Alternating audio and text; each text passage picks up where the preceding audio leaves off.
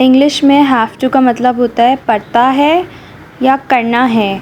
I, we, you and they के साथ have to use होता है। आई हैव टू गो, मुझे जाना पड़ता है।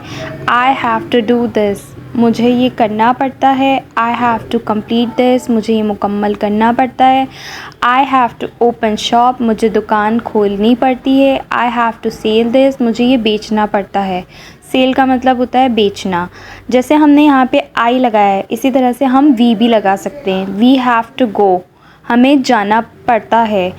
वी का मतलब होता है हमें।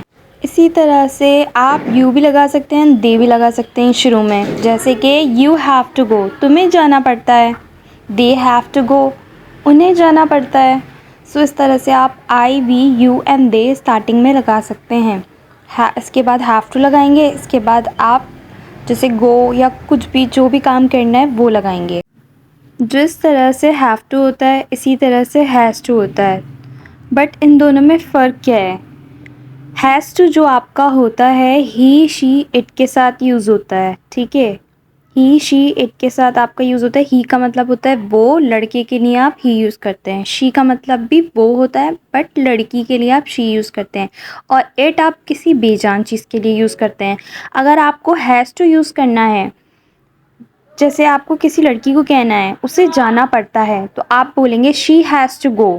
और आप किसी लड़के को कहेंगे उसे जाना पड़ता है, आप इस तरह से कहेंगे he has to go.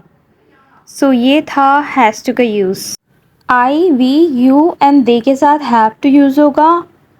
He, she, it के साथ हैज़ टू यूज़ होगा।